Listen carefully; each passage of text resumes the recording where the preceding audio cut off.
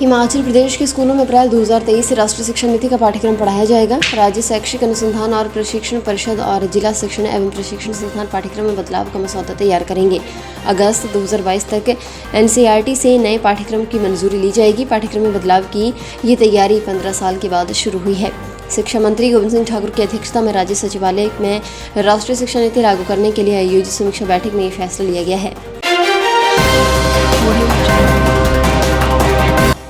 हिमाचल प्रदेश के सीमांत जिलों में जड़ें जमा चुके खनन माफिया पर हिमाचल प्रदेश पुलिस मुख्यालय ने शिकंजा कसना शुरू कर दिया है। ऊना जिले से खनन और खनिज अधिनियम के तहत 3 मामलों की गहन जांच की गई है और आरोपियों की आपराधिक गठजोड़ को खंडित किया गया है। पीएचक्यू के प्रवक्ता ने बताया कि इन मामलों से 20 से अधिक आरोपियों की 3 करोड़ की संपत्तियों की जानकारी कानूनी कार्रवाई के लिए प्रवर्तन निदेशालय को सौंपी गई है। कुछ अन्य बड़े मामले हैं जिनकी जाँच जारी है।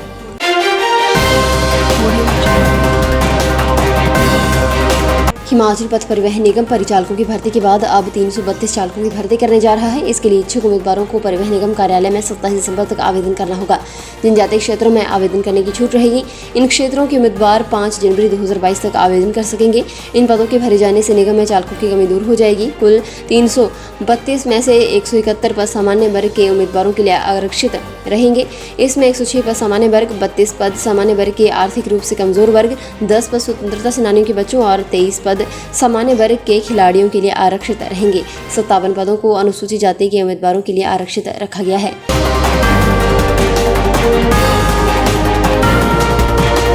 देश के किसानों को आने वाले समय में अब आलू, गेहूं और धान की बीमारी रोधक बीज मिलेगा।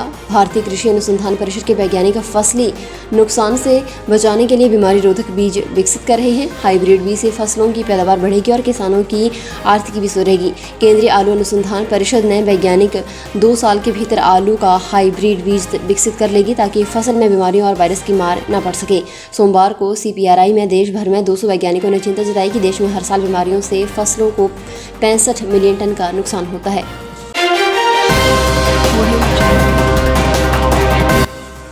हिमाचल प्रदेश में अब लोग बंजर जमीन पर गुलाब की खेती कर सकेंगे। किसानों की आर्थिकी सुदृढ़ करने के लिए एग्रो इंडस्ट्री ने एरोमा प्रोजेक्ट के तहत हिमालय बायो रिसोर्स संस्थान पालमपुर के साथ MOU साइन किया है।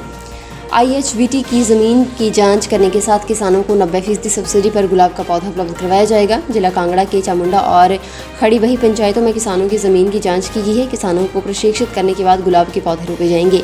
2 साल बाद इनमें फूल आएंगे। एक पौधा करीब 25 साल तक चलता है। इस फूल से अर्क और गुलाब जल निकाला जाएगा। सब्सक्राइब करें हमारे YouTube चैनल को और ताज़ा खबरों की नोटिफिकेशन पाने के लिए प्रेस करें बेल आइकन को। हिमाचल प्रदेश के पुष्प उत्पादकों को फूल बेचने के लिए दिल्ली समेत अन्य बाहरी राज्यों का रुख नहीं करना पड़ेगा। जिला सोलन के परवाणु में मंडी समिति की ओर से पुष्प मंडी का निर्माण कार्य पूरा कर लिया गया है। 15 दिसंबर तक ये मंडी उत्पादकों के लिए खोल दी जाएगी, जिससे प्रदेश के पुष्प उत्पादकों को बेहतरीन सुविधा मिलेगी। जिला सोलन के चैल क्षेत्र में सबसे अधिक फूलों की खेती होती है। हर वर्ष यहाँ से करोड़ों के फूलों का कारोबार होता है। जानकारी के अनुसार मंडी समिति सोलन की ओर से कालका शिमला NH पर परवाणु के समीप 1 करोड़ 75 लाख रुपए की लागत से पुष्प मंडी का निर्माण किया है। हिमाचल प्रदेश के विभिन्न विभागों में JOA अकाउंट, JOA IT और स्टाफ नर्स समेत विभिन्न श्रेणियों के 554 पद भरे जाएंगे। हिमाचल प्रदेश कर्मचारी चयन आयोग हमीरपुर ने इन पदों को भरने के लिए ऑनलाइन आवेदन आमंत्रित किए हैं। भर्ती और पदोन्नति नियमों को पूरा करने वाले योग्य अभ्यर्थी 5 जनवरी 2022 तक ऑनलाइन आवेदन कर सकते हैं। ऑफलाइन किए गए आवेदन स्वीकार नहीं किए जाएंगे। ज्यादातर पदों के लिए आयु सीमा 18 से 45 वर्ष रखी गई है।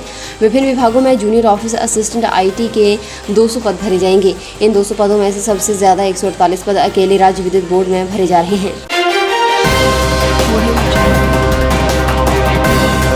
दिल्ली में ओमिक्रॉन वेरिएंट का मामला आने के बाद हिमाचल प्रदेश सरकार की चिंता बढ़ गई है। सोमवार को स्वास्थ्य सचिव अमिताभ अवस्थी ने विभाग के अधिकारियों के साथ बैठक की। इसमें चिंता जताई है। उन्होंने विदेशों से आने वाले लोगों को 14 दिन तक क्वारंटीन रखने का निर्णय लिया। विभाग को कोरोना से ज़्यादा सैंपलिंग करने के निर्देश दिए गए। आगामी कैबिनेट की बैठक में ओमिक्रॉन वेरिएंट को लेकर स्वास्थ्य सचिव और शिक्षा सचिव अलग अलग प्रस्तुति देंगे।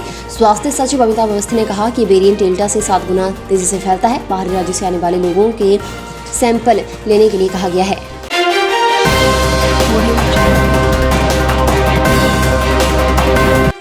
पिछले करीब 8 दिनों से प्रदेश भर के विभिन्न डाइट केंद्रों से हड़ताल पर बैठे जेबीटी प्रशिक्षु ने सोमवार को अपनी हड़ताल वापस ली और इन डाइट केंद्रों में नियमित कक्षाएं लगीं। वहीं शिक्षा विभाग ने जेबीटी की फाइल को राय के लिए लॉ विभाग के पास भेजा है और इसके बाद प्रदेश सरकार हाईकोर्ट में रिव्यू पिटीशन डालेगी। इसमें लॉ विभाग ये देखेगा कि सरकार इसमें जेबीटी प्रशिक्षुओं को कैसे राहत दे सकती है। गौर है कि प्रदेश के 40,000 जेबीटी इन पदों पर केवल जेबीटी की नियुक्ति करने की मांग कर रहे हैं, जबकि इसमें साल 2018 के एनसीटीई के नियमों में संशोधन कर अब बीएड को पात्र माना गया है। जेबीटी बनाम बीएड केस में राजस्थान हाईकोर्ट का फैसला आने के बाद विभाग ने प्रस्ताव तैयार किया है।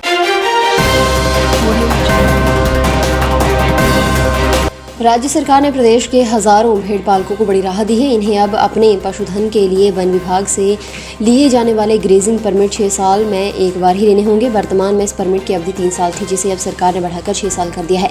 वन विभाग के अतिरिक्त मुख्य सचिव निशासन की ओर से अधिसूचना जारी हुई है। गौरतलब है कि इससे पहले वन मंत्री राकेश पठानिया की अध्यक्षता में हुई state level grazing advisory review committee में ये मांग उठी थी। ये बैठक 4 अगस्त इसी साल हुई थी।